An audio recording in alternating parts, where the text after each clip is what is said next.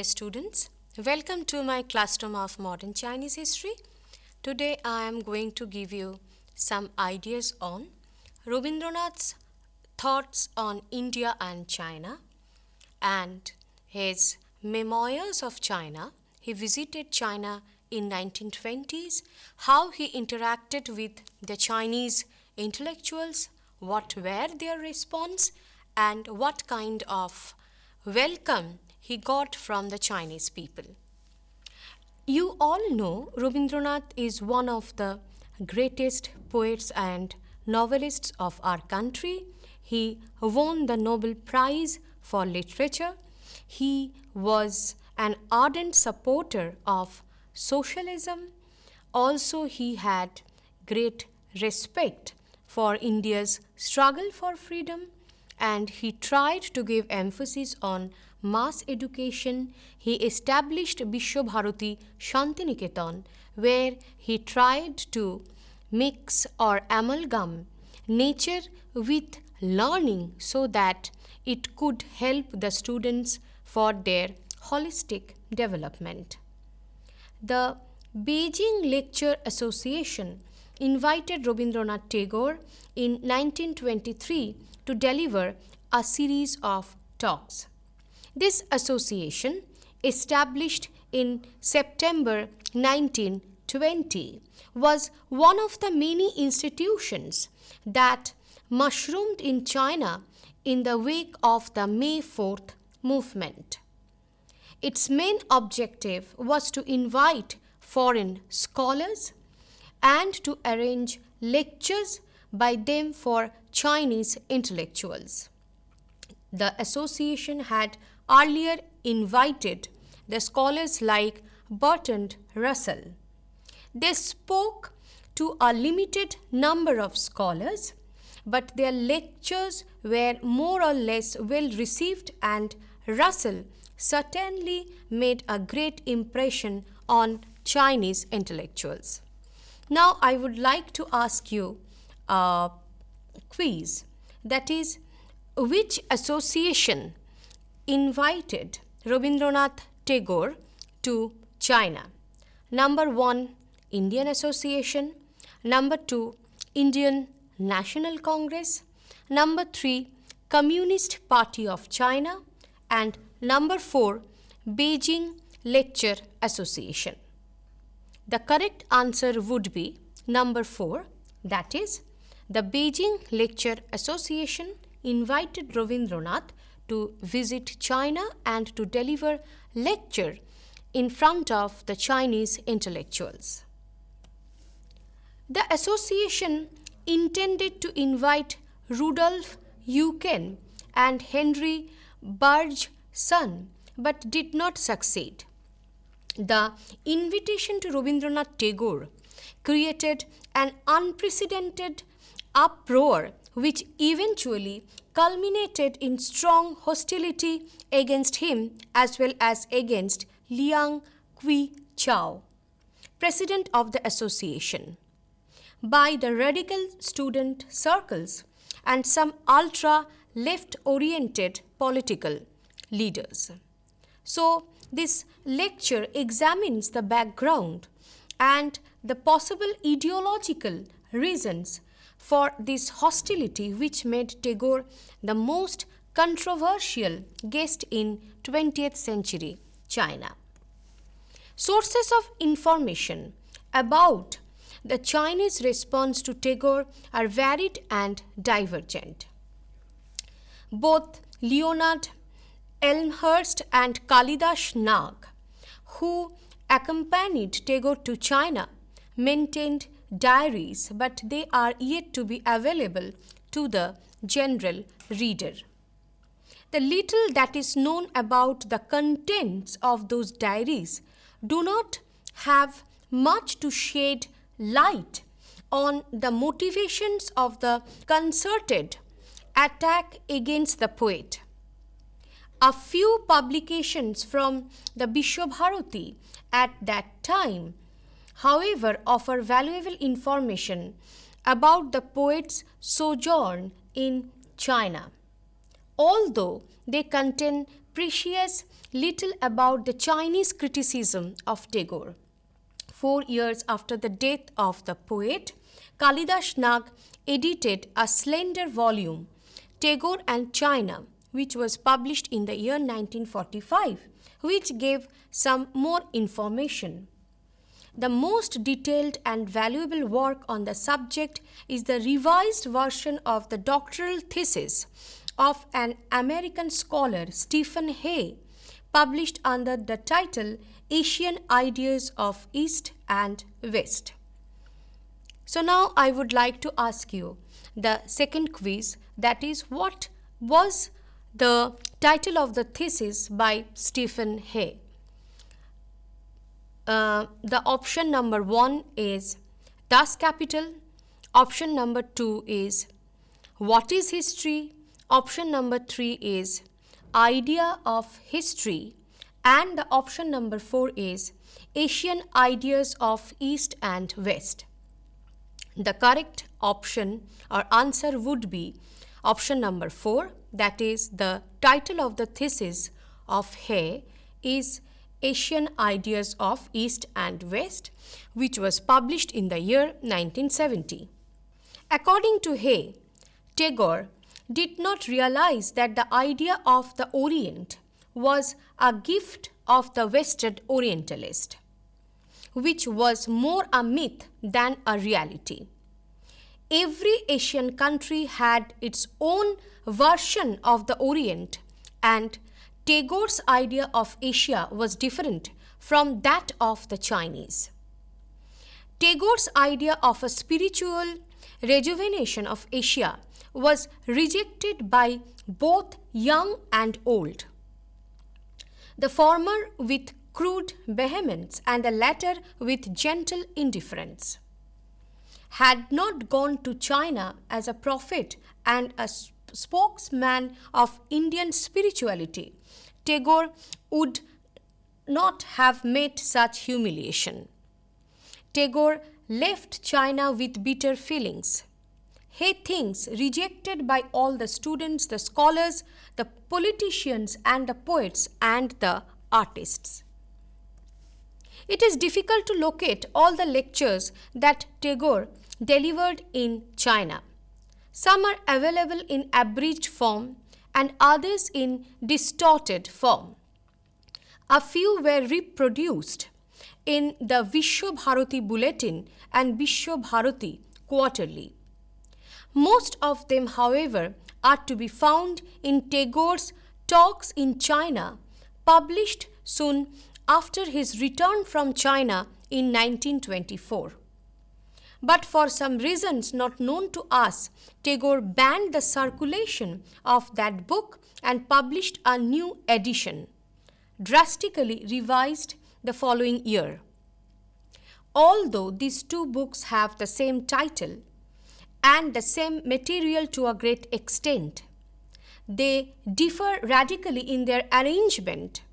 Certain parts of the essays included in the 1924 edition were not only deleted in the 1925 edition, but the essays were rearranged under 5 headings: autobiographical, to my hosts, to students, 70 teachers, and leave talking. The 2 essays, Civilization and Progress and Satyam, included in the 1924 edition, were included in the new edition without any change. But 3 lectures at a Buddhist temple, to the Japanese community at China, and at Mrs. Bena's Shanghai have been omitted. Talks in China is one of the significant writings of Tagore in English. It never received the attention it deserved either from Tagore scholars in Bengal or students of India-China relations. It is quite interesting to note that it was never translated into Chinese, although quite a number of Tagore's other works were translated into Chinese and were well received. Now I can ask you the third quiz. What was the name of the book by Tagore on China? One of the books or writings by Tagore on China. The first option is Daghor. The second option is Dena Pauna. The third option is Talks in China. And the fourth option is My Japanese Wife. And the right answer would be the third option, that is Talks in China. Many articles that appeared during Tagore's visit to China in different newspapers and journals are difficult to locate. Some of them are already lost or destroyed. A volume entitled Lone Tagores or On Tagore, containing many articles on Tagore written by various Chinese scholars and political activists during the period between 1921 and 1924. Published by Zhang Guangliang of the Institute of South Asian Studies of the Chinese Academy of Social Sciences at Beijing in 1983, provides interesting materials. The long article by Jianglin, the director of the institute and an eminent scholar, also the president of the Comparative Literature Association of China, is particularly valuable as it gives a scholarly analysis of the factors responsible for the controversy about Tagore's visit. According to him, the hosts of Tagore were political reactionaries who wanted to make use of Tagore to enhance their own political image and to find support for their ideology. The other reason suggested by Jianglin is the inherent duality in Tagore's work and philosophy.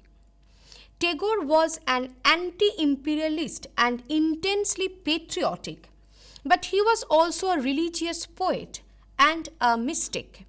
His poems and songs did inspire the Indians in their struggle against foreign rule. His poems and short stories indeed breathed a universal spirit, but strands of escapism were also apparent in his writings. His Chinese admirers wanted to present him as a mystic without any concern for human suffering, as a writer engrossed in a world of dream and ethereal beauty without any understanding of the present reality. It is quite evident that the hostility that Tagore faced in China was partly because of his hosts, all of whom were targets of severe criticism by the radicals of that time. But that does not explain the extent of Chinese fury against a foreign guest. Tagore set foot in China on 12 April 1924, but the debate about him had started from September 1923. That is almost within a week of the announcement of his visit.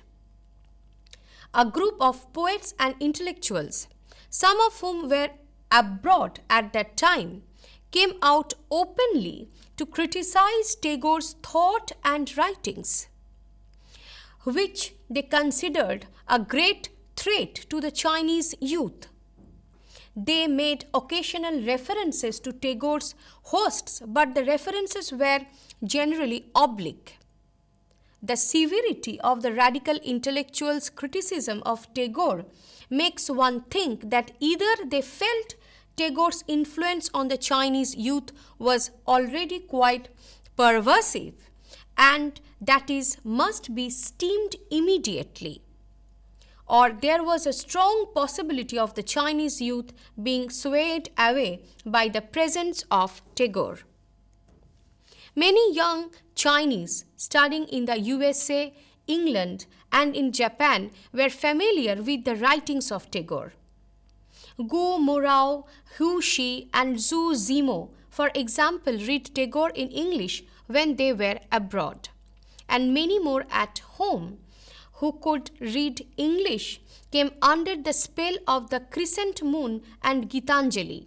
Tagore's works were translated into Chinese as early as in 1915, and his first translator was Chen Duxiu, one of the founders of the Communist Party of China.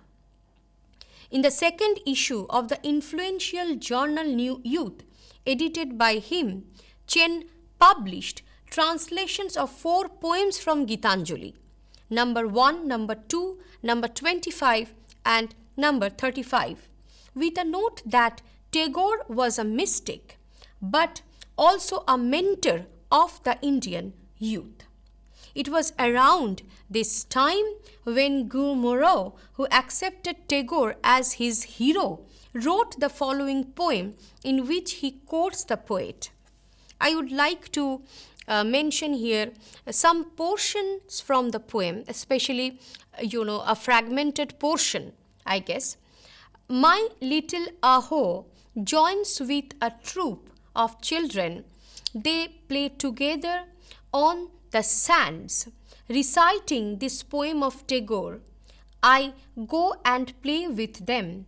Ah, if only I could become a pure child. Translations of Tagore's stories began to appear in Chinese magazines from 1917.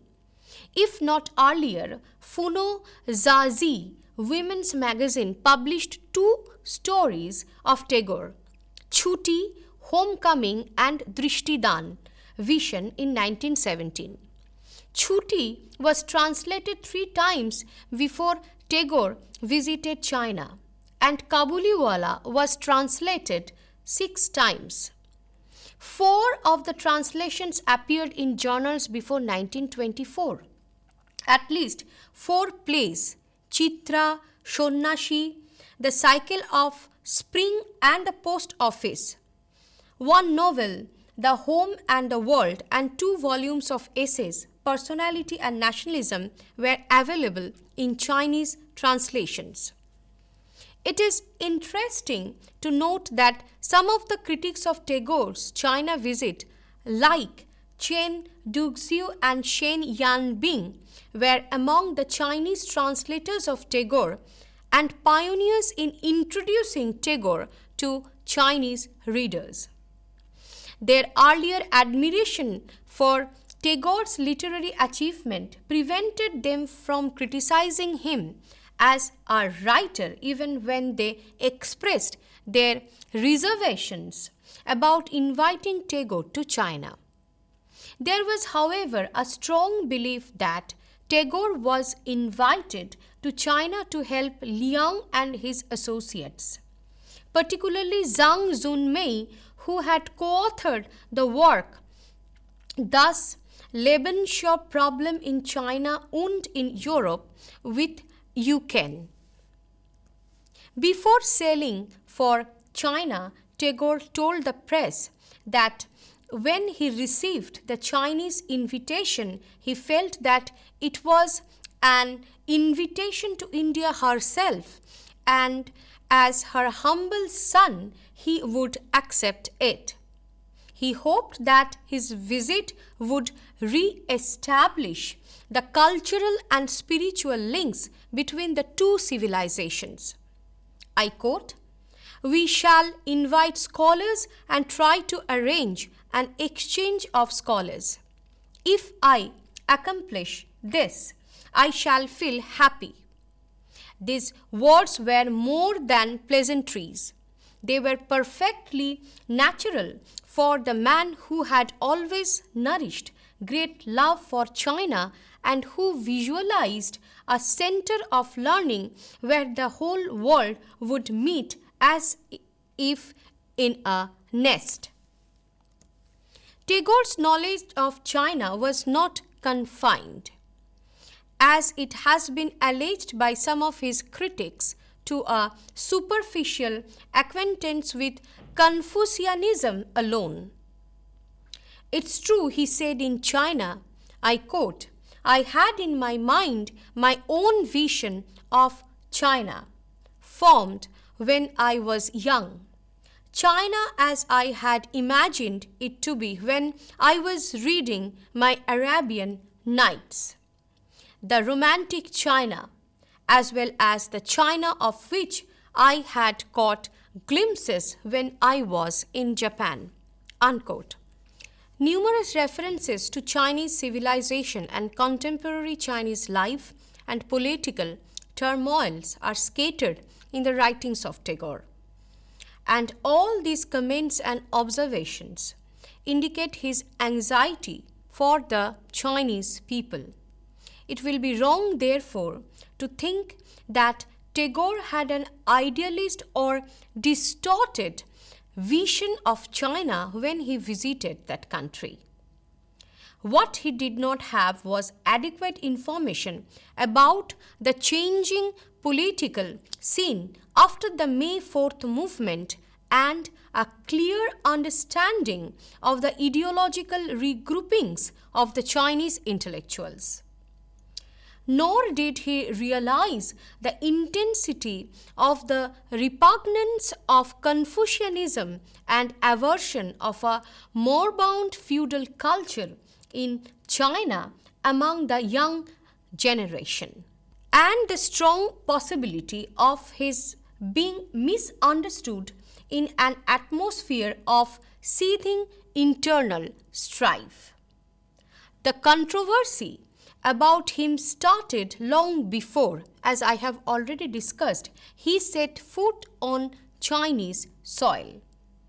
The theory proposed by Hay that Tagore's role as a prophet was mainly responsible for the controversy and disrespect shown to him appears to be untenable in view of the fact that a powerful group was determined to oppose him as soon as the news of his visit to China was announced.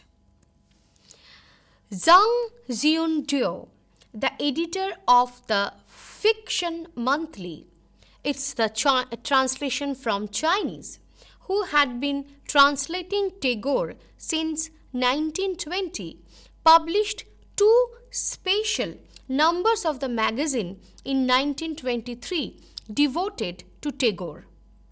In September that year, he wrote a highly emotional editorial welcoming the poet. So the reaction was mixed. I quote, "Tagore is due to arrive in China shortly. He may reach China by the time this issue of our magazine reaches our readers." I can imagine Rabindranath Tagore in his flowing Indian garment touching the Chinese soil after a long and arduous journey. We welcome him with respect and affection. He comes through arcades made of emerald green leaves of pine. He stands on the podium covered with fresh flowers, and we wait in folded hands for him, our hearts swelling in joy to listen to his words.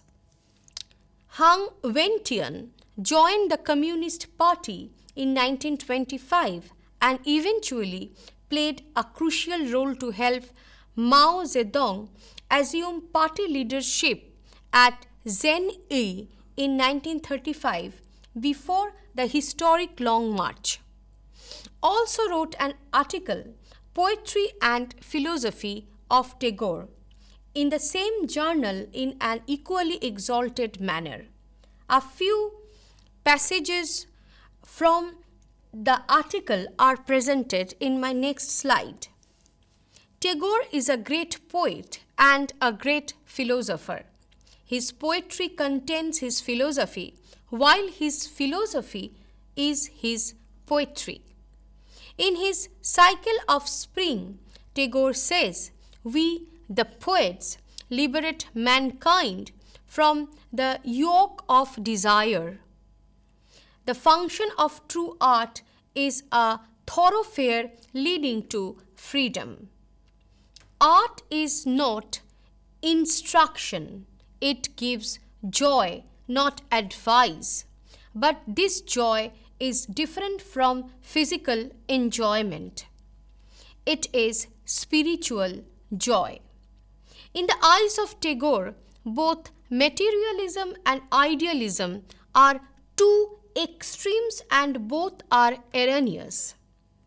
Tagore shows an ardent love for nature and regards all aspects of nature as manifestations of beauty.